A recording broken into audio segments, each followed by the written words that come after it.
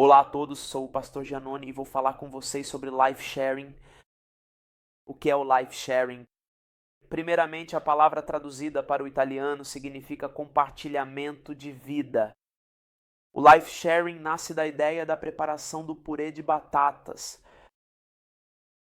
Acredito que todos nós sabemos como se prepara um purê de batatas, mesmo que hoje em dia vivamos com muitas coisas instantâneas. Mas o purê de batatas, nós temos alguns elementos: as batatas, a água, o fogo e depois o preparo ou a mistura das batatas juntas. E esses três elementos representam um pouco o que deveríamos fazer durante o preparo do purê de batatas, como chamamos. Life sharing, portanto, compartilhamento de vida. A água representa a palavra, o fogo representa o Espírito Santo, ou seja, a ação do Espírito durante esse life sharing e a mistura entre os elementos, tudo em oração. Quando fazemos purê de batatas, sabemos que temos muitos tipos diferentes de batatas e no final do preparo pegamos todas, descascamos, colocamos na água, a água ferve, então misturamos e assim por diante. Preparação final. O fato de que isso, mesmo quando uma batata não pode ser distinguida da outra, está tudo junto, torna-se uma coisa só. E é esse o sentido do life sharing. É um tempo juntos em que devemos compartilhar nossa vida com os outros. Precisamos aprender a fazer isso. Por isso, em seguida, vou dar a vocês 7 conselhos, 7 pontos para poder compartilhar a sua vida. E a vocês, líderes de life, cabe administrar esse tempo da melhor maneira possível. Primeiro ponto, devemos fazer com que as pessoas se sintam à vontade. Precisamos aprender a entrar em empatia com as pessoas.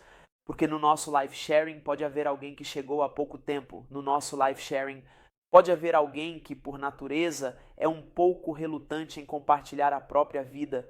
Por isso, precisamos garantir que as pessoas se sintam à vontade.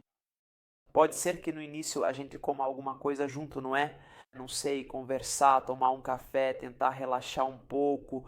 O clima não deve ser algo mecânico. Chegamos e então você tem que contar a sua vida.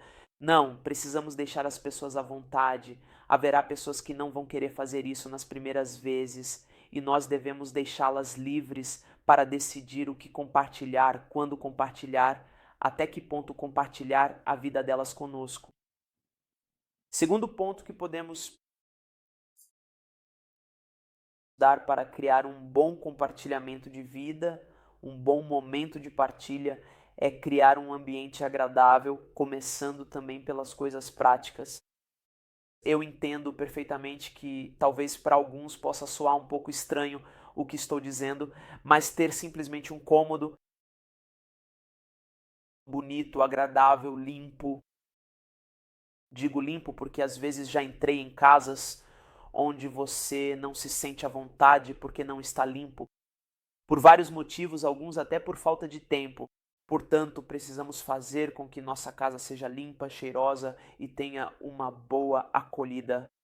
E as pessoas podem se sentir à vontade, um sofá, algumas cadeiras, seja qual for o tipo de casa que temos, precisamos fazer com que as pessoas também, na prática, possam se sentir à vontade. Portanto, criar um bom ambiente. E o ambiente não se cria apenas com coisas práticas, mas precisamos criar um bom ambiente também cordial, dando as boas-vindas e também um ambiente espiritual, portanto, de oração.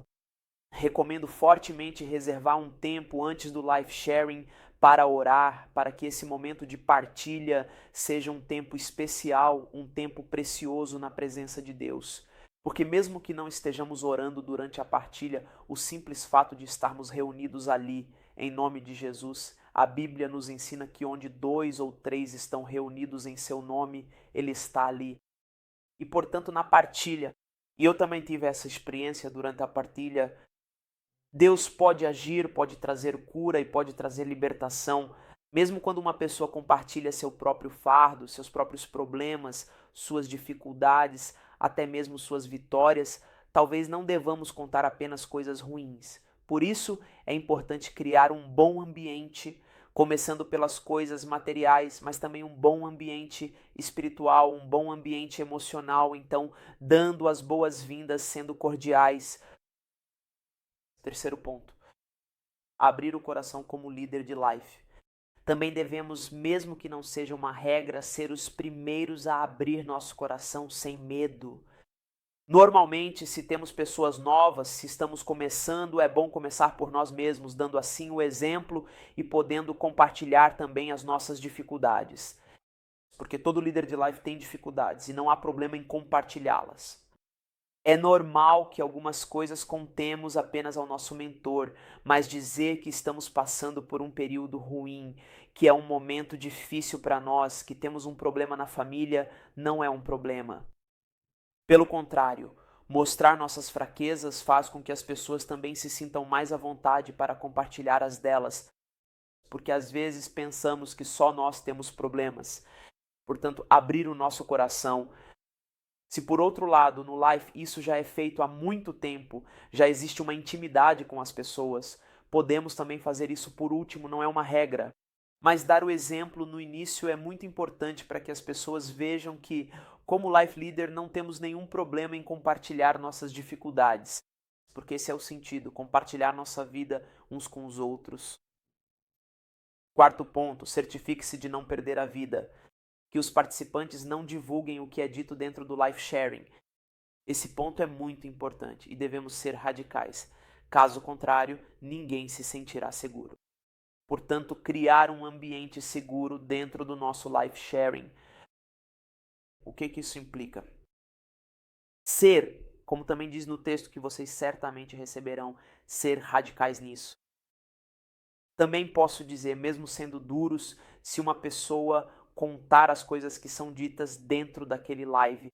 Porque se estamos abrindo o nosso coração, se estamos dizendo às pessoas para contarem o que estão passando, não se preocupem, vamos orar juntos, criamos um bom ambiente, estamos pedindo às pessoas confiança em relação a nós, contando tudo na frente de todos. Portanto, não podemos permitir que o que foi dito lá dentro vaze. Deve ser uma regra categórica. E ferro, nisto devemos ser radicais. Porque às vezes, mesmo sem querer, contamos coisas de outros e isso não está correto, principalmente se não forem coisas de domínio público, são coisas que são ditas dentro desse contexto. Onde as pessoas estão confiando, então nós, como líderes de life, devemos estabelecer isso como uma regra fundamental, lembrar disso também, mesmo quando houver coisas bastante importantes, lembrando, por favor, o que é dito aqui dentro não deve sair, não devemos contar por quê, não porque exista uma espécie de omertá, mas porque as pessoas precisam se sentir em um lugar seguro e protegido.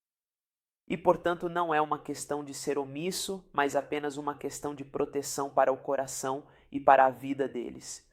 Depois, caberá a eles decidir contar para quem quiserem as coisas pelas quais estão passando ou até mesmo torná-las públicas, mas essa será uma escolha deles. Nós, como líderes de life, nesse ponto precisamos ser muito radicais. Outro conselho: acompanhe atentamente o andamento como life leader. Será nossa tarefa garantir que as pessoas participem durante um momento de partilha. Então, o que isso significa? É normal que, sendo 10, 15, 20 pessoas, se ria, se brinque, haja intimidade, se faça uma piada. E podem haver momentos em que o andamento daquela partilha perde o foco. Nós, como life leaders, devemos trazer, conduzir tudo de volta para lá, para o foco da partilha. Mas também porque se há uma pessoa falando, se há alguém compartilhando algo e vê outros distraídos, desatentos ou rindo, fazendo uma piada, às vezes até fora de hora, é frustrante para quem está abrindo o próprio coração. Porque uma coisa que precisamos entender como life leaders é que existem algumas dificuldades que são subjetivas para algumas pessoas. Algumas dificuldades que eu passo podem parecer bobagens e algumas dificuldades que outras pessoas enfrentam, para mim, podem parecer bobagens. Precisamos compreender que nisso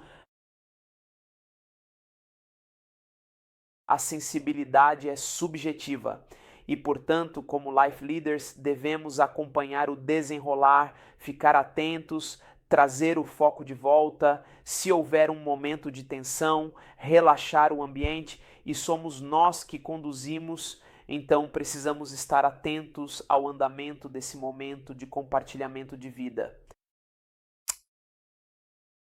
Outro conselho é aprender a gerenciar o tempo a cada vez. Uma boa administração evitará que nos distraiamos e que esses momentos se tornem pesados. O que isso significa?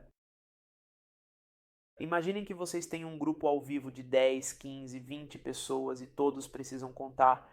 Há pessoas que em 5 minutos te contam a vida inteira e há pessoas que em 2 horas ainda não chegaram ao ponto central do que querem dizer, porque ficam rodeando o assunto um monte.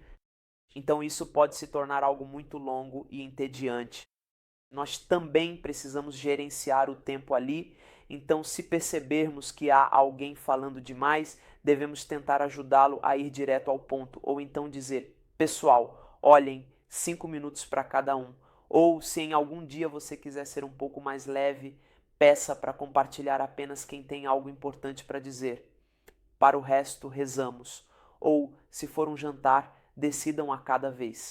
O importante é que o seu grupo não se fortalece e que vocês aprendam a gerenciar o tempo.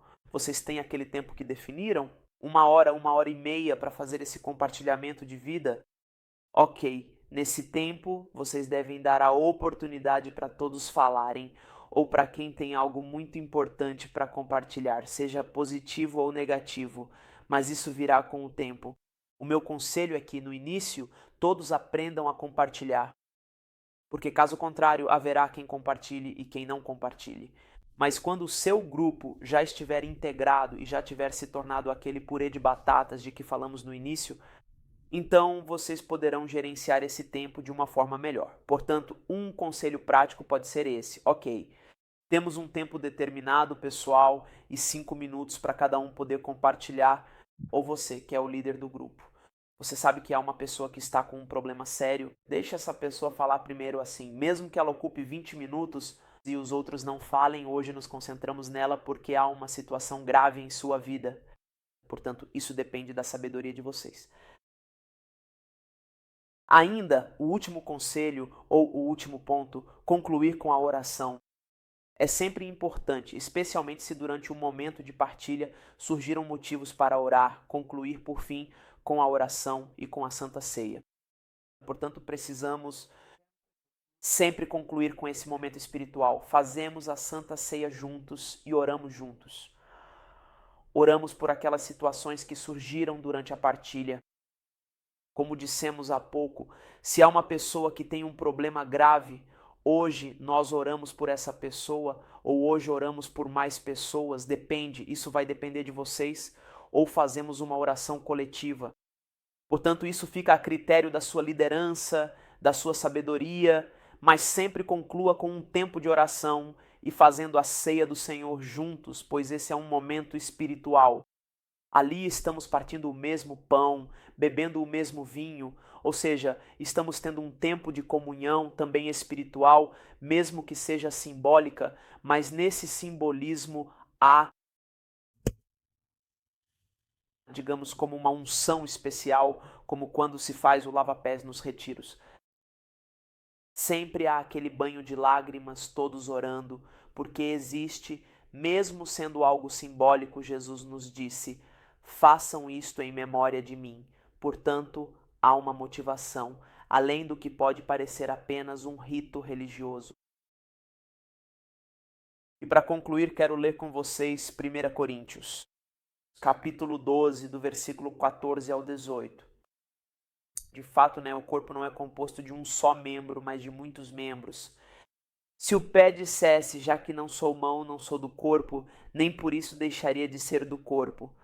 Se o ouvido dissesse, já que não sou olho, não sou do corpo, nem por isso deixaria de ser do corpo. Se todo o corpo fosse olho, onde estaria a audição? Se tudo fosse audição, onde estaria o olfato? Mas agora Deus colocou cada membro do corpo como quis. Tanto o que essa escritura nos diz? Que todos nós fazemos parte do mesmo corpo, mesmo sendo diferentes, e graças a Deus que somos diferentes. Mas em nossas diferenças precisamos aprender a ser um só. Então, neste tempo de compartilhamento de vida, de partilha de vida, nós devemos aprender a carregar os fardos uns dos outros. E então, nesse momento em que vamos concluir, poder orar juntos, poder nos encorajar.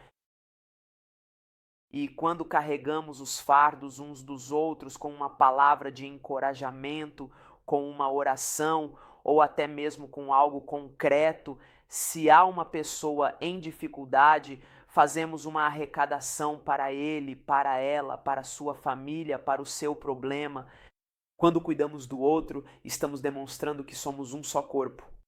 Por exemplo, se alguém está com dificuldades financeiras, faz-se uma oferta no Life para ajudar a pessoa que precisa, ou se ela precisa de um emprego, alguém a ajuda a encontrar um trabalho. Porque se uma célula do corpo está doente, isso é cientificamente comprovado, é algo que acontece em nosso corpo humano, todo o corpo está doente. Portanto, se alguém está doente em nosso life,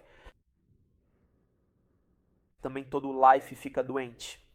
E no corpo humano, todo o corpo vai trabalhar para cuidar daquele membro que não está funcionando, daquele membro que está doente. Todo o corpo vai trabalhar e se concentrar para fazer com que aquela parte do corpo fique bem, porque senão todo o corpo está doente. Nós precisamos aprender que isso também acontece espiritualmente no nosso life. E por isso devemos levar a sério este tempo, aprendendo para que seja realmente um tempo de unidade e de partilha.